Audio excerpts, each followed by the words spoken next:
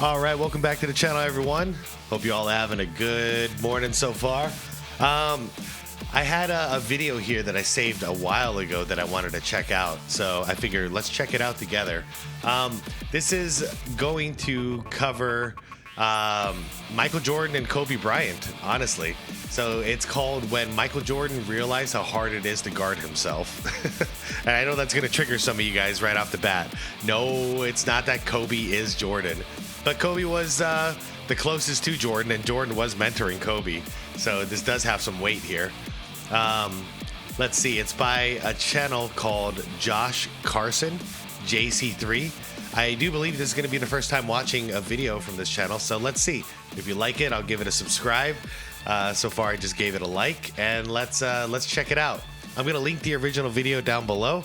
So if you enjoy this, go and check out Josh's channel and see what else they got. I'll probably do the same. Everybody else, please leave this video a like, and let's do this.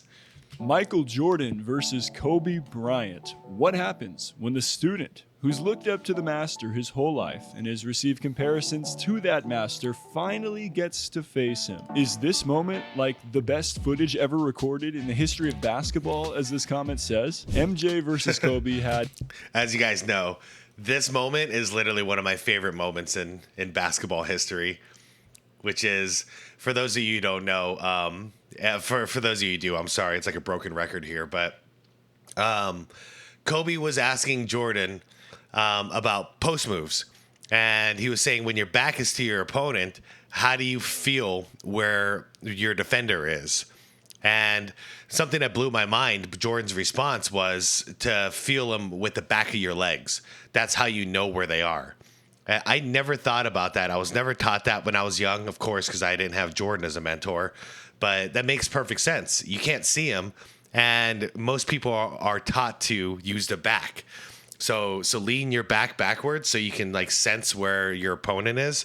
But no, just dig your legs in there, and you can see like what position they're faced. So are they, are they right leg front, left leg back? If you do, you can swing to the right real quick, and they're going to be off balance, and vice versa. So I thought that was really, really cool. And also you can see during this actual game, Kobe was using his back just like the rest of us did. So he kept leaning his back into MJ to try and sense where he was. And it wasn't very effective, even though Kobe's Kobe, so he was still hitting a lot of these shots. He didn't have a lot of clearance, and he was just blindly shooting. Anyways, that's a tantrum. Sorry. Here we go. Ever recorded in the history of basketball, as this comment says. MJ versus Kobe had its signature moments and may be one of the most unique rivalries in NBA history. And I say this because over time, it was clear that these two had a special bond. Yeah. I mean, MJ was a mentor and the biggest basketball influence to Kobe, and Kobe was like a little brother to MJ. So no, these dudes didn't have any smoke from a place of animosity toward each other off the court. But no, not at all. They loved each other. They really loved each other. But on the basketball court, they competed like they were the worst enemies, but they had fun doing it. Purely from a place of competitiveness. Yeah. After all, Kobe was chasing MJ's accomplishments throughout his entire career. This rivalry is also unique because there were clearly defined acts in it. While it was always the student versus the master, it began with Act 1, where the young student was very raw and trying to find his way in the league, while the master was at the top of his game in the midst of a second three-peat. And then when we got Act 2, where the student looked to grab the torch from the master, who himself was looking to prove that he could carry it for just a while longer. So after diving into the iconic battles of MJ... Yeah, this... Oh, man. Yep, that's when the torch was passed. For you guys who don't know, like, Jordan is laughing his ass off. They're both laughing their ass off during this. Kobe, let's see if you believe if the MJ versus Kobe rivalry is the closest thing we've ever seen to two identical players facing off, and if anyone owned this matchup. Cool video so far. All right, let's pause for a quick shout out to Rakuten, who is not sponsoring this video, by the way. They're just the #1 option for cashback with online shopping. I use Rakuten, whether it's through the website or the app, every time I shop on... Wait, really? Not a sponsor, but he's doing a sponsor segment? That's different. Okay. ever you want online. That's a pretty good deal, right? Let's get back to the video. When Bryant got his first chance to face Jordan on December 17, 1996 in Chicago, he didn't back down from the challenge. But first, this intro. Bugs Bunny. We need your help! Chicago needs you, Michael. Hollywood wants the leading role. Let's play some basketball.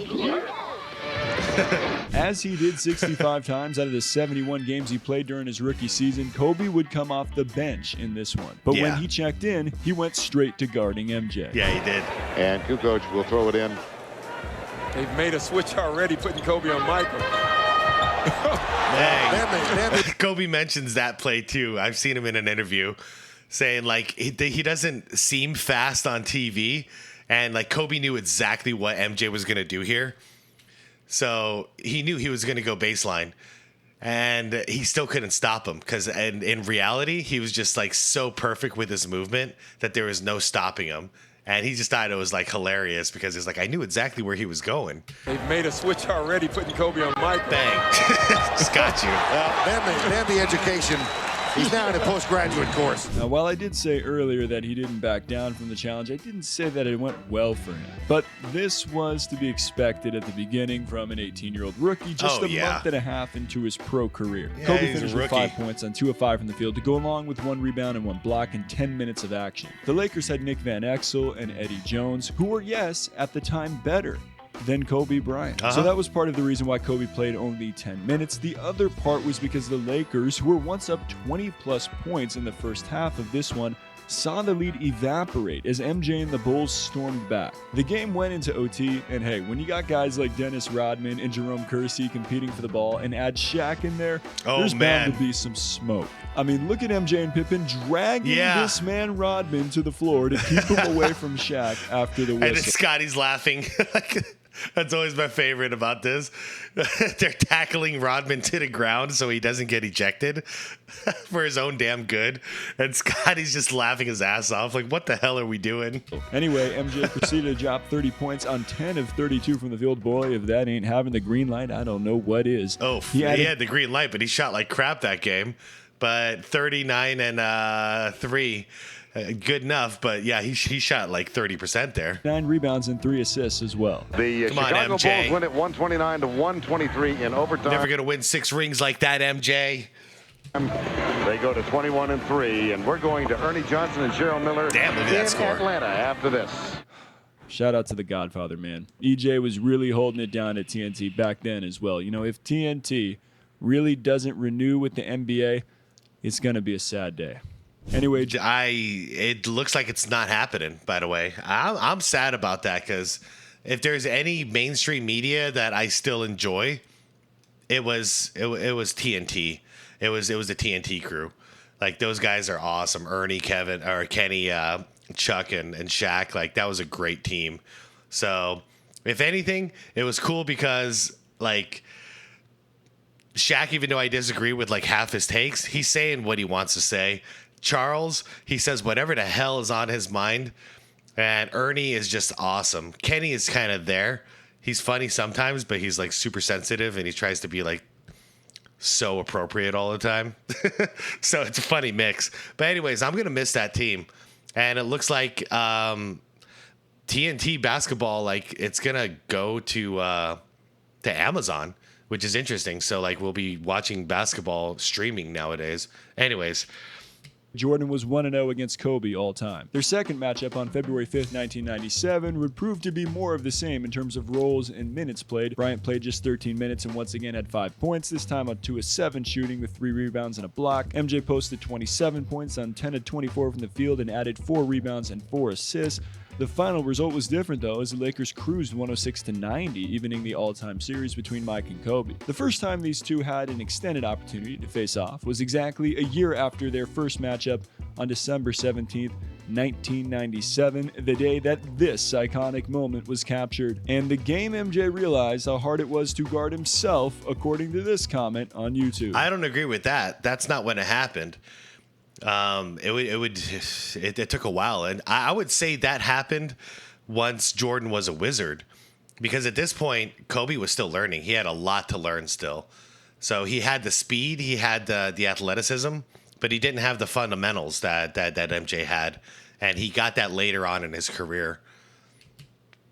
Although he still came off the bench, Bryant played 29 minutes and dropped 33 points on 12 of 20 from the floor and 3 of 5 from 3. Yeah, he shot played good. over MJ for his first points of the game, beat Mike on a backdoor cut for the slam. Posted him once, hit too. This fadeaway midi on this insane camera angle that needs to come back to NBA broadcasts and hit MJ with his own move to the fadeaway jump. Yep, you can see he's not NBA broadcast. Hold on. And hit. All right. He's not using his legs at all. Jordan's leaning in because he knows.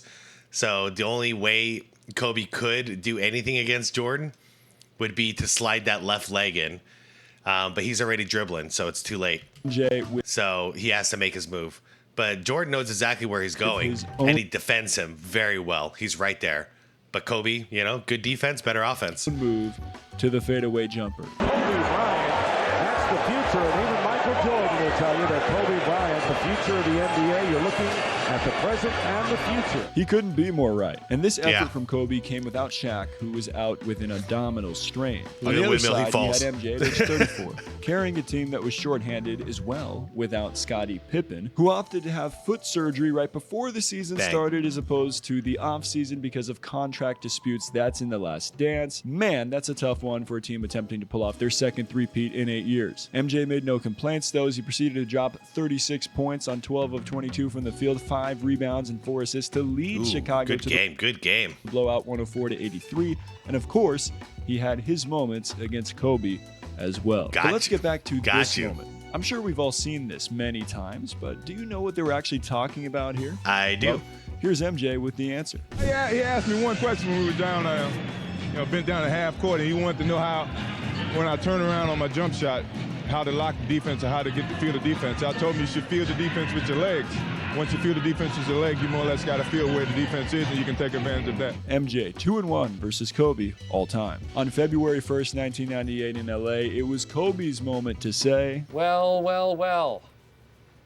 How the turntables... This was the final matchup between Bryant and MJ with Jordan as a member of the Bulls, and in typical Kobe fashion, he would do everything in his power to spoil MJ's last dance, even if it was for only one night. In 26 minutes off the bench, Kobe dropped 20 points and added 4 rebounds and 2 steals. While these numbers aren't eye-popping, the footage will show that young Bryant was cooking his defender, Scottie Pippen. Jordan still did his thing like usual with 31 points and 5 rebounds, but this night belonged to the Lakers as they cruised 112-87, tying the all-time series between these two at 2 games apiece. It's interesting.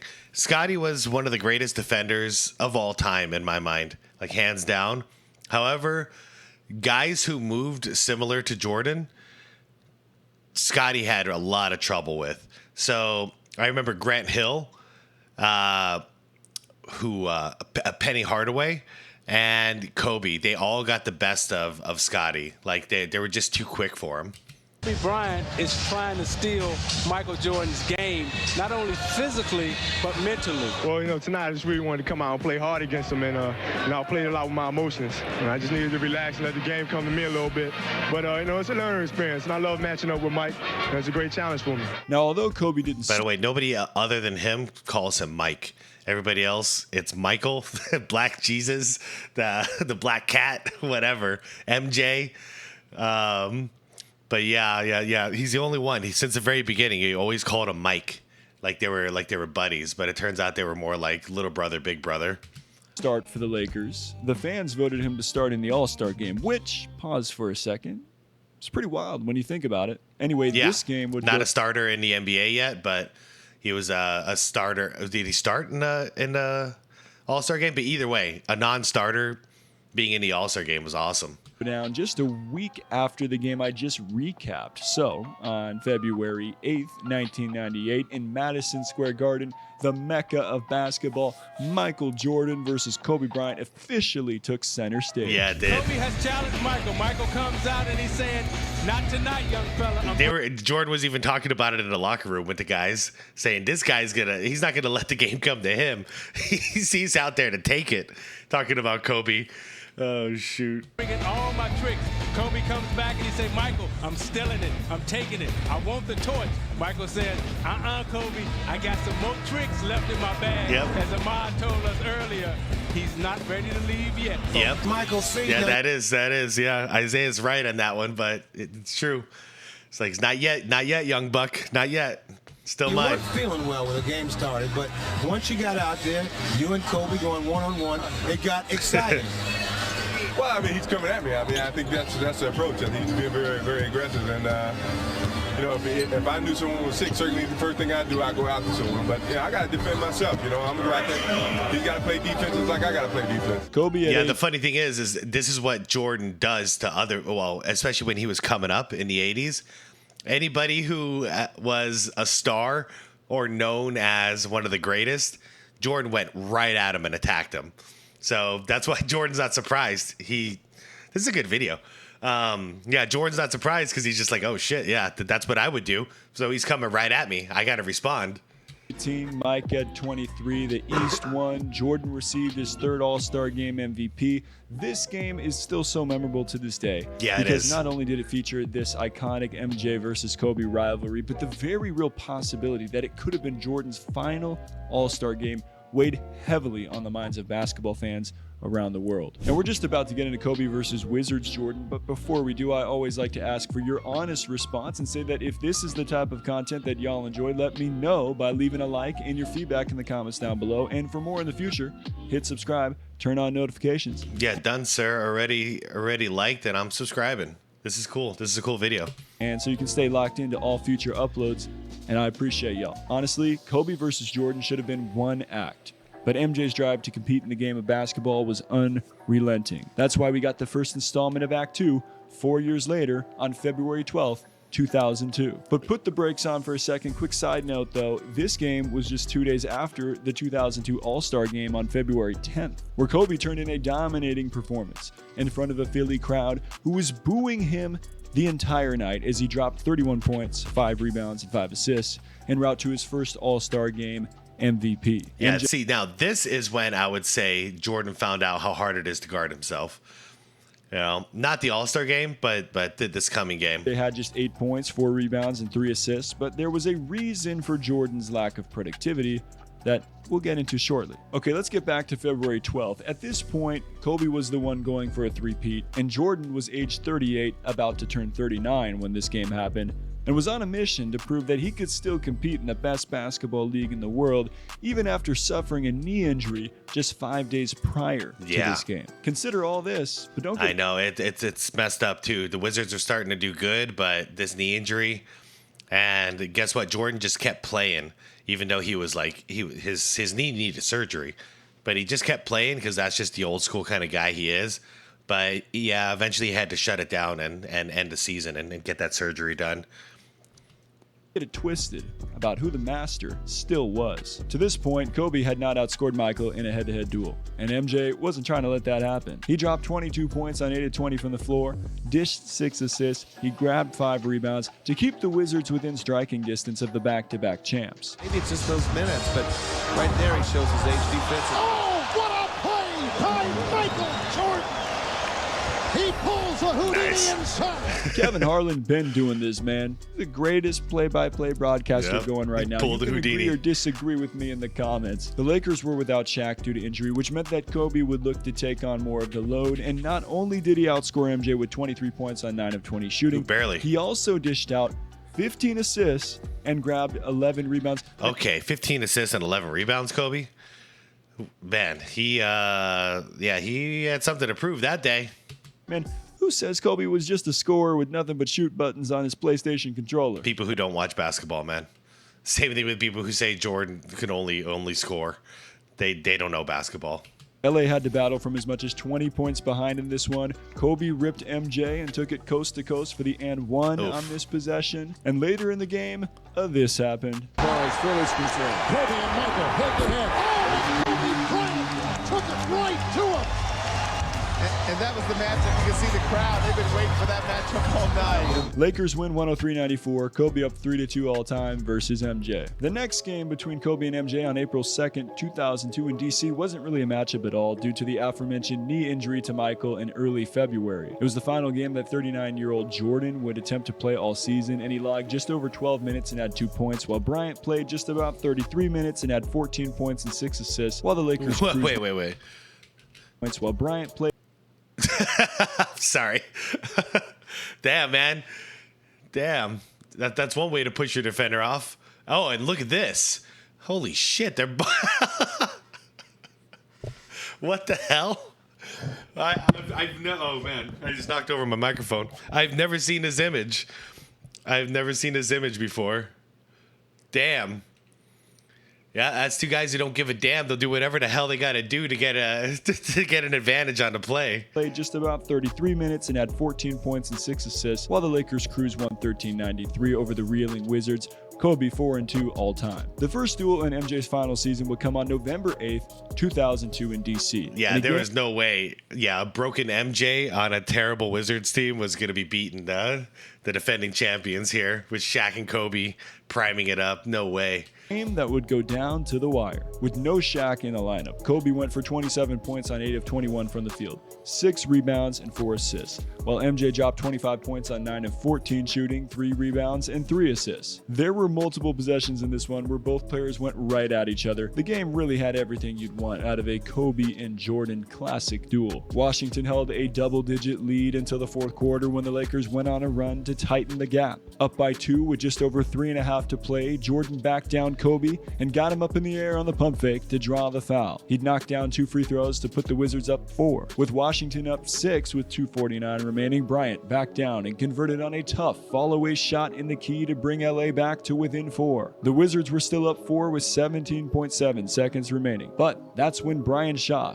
would dribble down the court and lace a 3. Good MJ God. got fouled and split the free throws, so with the Lakers down 2, Kobe swing to Shaw, swing to Ori in the corner, and big shot Bob. Of course, big shot Bob. Man, you son of a bitch. Like, of course you nailed that shot.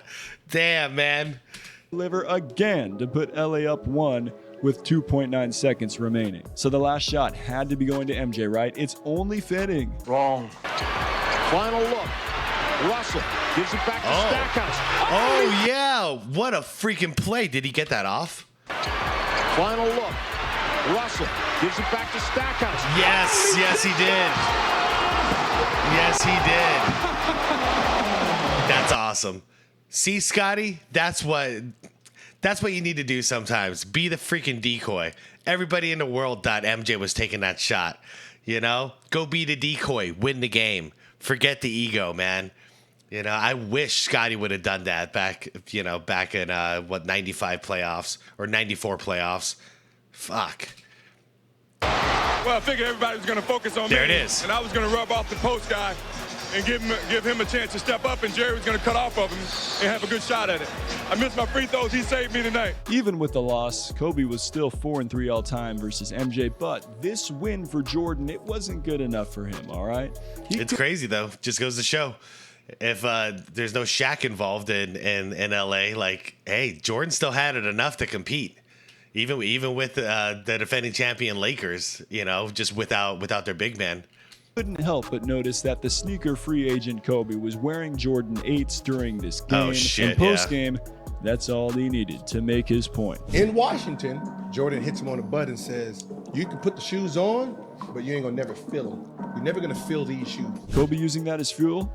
You better believe it. But first, a classic. The 2003 All-Star Game in Atlanta on February 9th was MJ's last ride as an All-Star, and of course, it was Kobe's goal to ruin his moment once again. It wasn't even Kobe who did it. It was Jermaine O'Neal who ruined this. Game is occurring here, people. The game went into double overtime. Pause. This is an All-Star game, people. Double overtime. That's got to be the most Kobe MJ thing I've ever heard. Yeah, when you got this is the ultimate, because Jordan was that guy in the 80s and 90s that always made this a competitive game. He was out to kill in All-Star games, and then Kobe was the last dude we've ever seen that was out there to kill during All-Star games. So one representing the East, one representing the West. This was the pinnacle of All-Stars. The best person to explain why this even happened in the first place is the man who gave up his starting spot to MJ, Vince Carter. Right here, you see patented MJ fadeaway over Sean Marion. I mean, if you notice right here, nothing but net. We tried our best. We're yelling to stop the game right there. It was like 7 seconds, I think. We're just like, stop the game, stop the game. Look at Jermaine O'Neal, though, man. How could he do this? To stop the game right there. It was like 7 seconds, I think. How could he do that? Stop the game, stop the game. How could he foul him on a 3 like that? Man. Yep. Well, rest in peace to Kobe Bryant. Being Kobe Bryant, he wanted to win the game, steal the show. So he gets the ball out of a timeout. He gets fouled by Jermaine O'Neal, hits both free throws, and we lose. Bryant finished with 22 points, 7 rebounds, and 6 assists, while Jordan put in 20 and grabbed 5 boards. Trash talk was exchanged throughout the game. Yeah. Hey, that's a foul all day long. Oh, I know you ain't talking. I know you ain't talking. Hey, you only got 3 now. I get 6. I would get that foul. You only got 3 now. You right, can't say none of that. And at the end of the day, Kobe had officially succeeded in spoiling MJ's moment once again. And thus, we've reached the last chapter of Act 2. A 40-year-old MJ, a 24-year-old. Oh yeah, this is when it gets bad, man. Because this is in response to the you'll never fill these shoes. Kobe squaring off for the final time on March 28th, 2003 in LA. Jordan came out laser focused in this one, knocking down consecutive jumpers and getting in the passing lane for the steal and coast-to-coast slam. Don't get me wrong, Jordan had a good game as he finished with 23 points. That's very fitting, by the way. It is. 23 on 50% shooting and 4 assists. Yep, Only problem not bad. is the student more than doubled him up in the points department and connected on an insane 9 threes. I think he outscored him in the total game. Yeah, he outscored him just in the first half. Kobe was on a freaking mission. My torch. It's my time.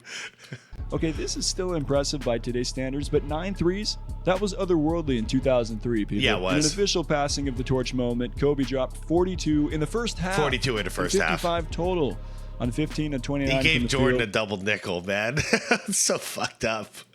So he almost doubled Jordan in points. 15 for 29. You can't say he was a ball hog. He shot over 50%. Kobe was just in the zone. Let's just be real. He was in a freaking zone, and it was very fitting because this is the last time they ever matched up in a professional setting. The most any player had scored in a head-to-head matchup against each other. Why did Kobe erupt for this performance at this specific moment? Well, remember the slight Jordan made toward him in Washington? Yeah, he took it personal. You can put the shoes on, but you're never going to fill them. Well, Kobe didn't talk to the team for 2 weeks. They said, Phil, what's up with Kobe? He mad at us? Nah, he ain't mad at you. They already knew what was about to happen when MJ came to LA. Gave him 55. Yeah, I normally try to stay pretty cool when it comes to MJ. On that particular occasion, I had to remind him that I did have 42 and 1/2 against him. Absolutely cold. That's so fucked up. Yeah, that is the way they were, though. Two of the greatest competitors I've ever seen in my life, like these two guys. I'm glad I got to watch both of them play in person, and I got to watch both of their full careers. Blooded. Not to mention, he fake fought with MJ in this one after barreling him over on a charge. This was a great moment. All in all, memorable final matchup between these two as Kobe grabbed the torch to finish 5-3 in his career. Look at old man MJ. They're getting blown out. Kobe's destroying them, and it's like the end of the third quarter. There's no hope in this game. With a low-scoring game like this, there's no way they're gonna fill the gap here or close the gap here. And Jordan's out there taking charges on Kobe just to let him know and remind him hey, I'm still playing. I'm still here. What the fuck? Look at these guys. Look at them. They're all laughing. Final matchup between these two as Kobe grabbed the torch to finish 5-3 in his career against MJ. Kobe averaged 22.8 points, 4.4 rebounds, and 3.9 assists, while Jordan averaged 24.5 points, 4.3 rebounds, and 3.6 assists in the 8 games they played against each other. So the questions remain. Do you believe that the MJ versus Kobe rivalry is the closest thing we've ever seen to two identical players facing off? And did anyone own this matchup? No. Sound off in the comments with your take, and I'll be reading and replying to y'all's responses. And I'll be back with another episode of Topic Tackle coming soon. As always, stay solid, people. Sweet. Yeah, I'll definitely check this channel out more. Do I think anybody owned the matchup? No. I think this is about as even as we could ever see. If this was younger MJ, then no way in hell Jordan would have dominated this matchup. However, catching Jordan towards the end of his career and Kobe being young, that part was perfect because it was a young athleticism versus old fundamentals, and old fundamentals was winning out. Then the even older fundamentals started getting beat by not only young athleticism, but Kobe was entering his prime when it comes to his fundamentals and just his overall game. So at that point, it was a mismatch all the way. But did anybody own it? No, man. They went out there and traded blows every single game. And the only reason it might seem lopsided is just because Kobe was playing on a powerhouse team while MJ was playing on the Wizards at the end there. So, no, great matchups. Those were probably my favorite matchups to watch. It would be like that and like Bird and Magic. I used to like watching Jordan and Dominique, but this was about as close as you can get. Were they identical? Hell no. There's no way in hell they're identical. But it's sad we only have to leave it to like video games and stuff to see like what would prime Jordan versus prime Kobe look like going one-on-one or whatever. But I would kill to see that live in live action, like the real deal. You know, like 1992 or 1993 Jordan versus I'd say about a 2000 and probably like 2004, 2005 Kobe. You know, I think at that point he was at the peak of his power.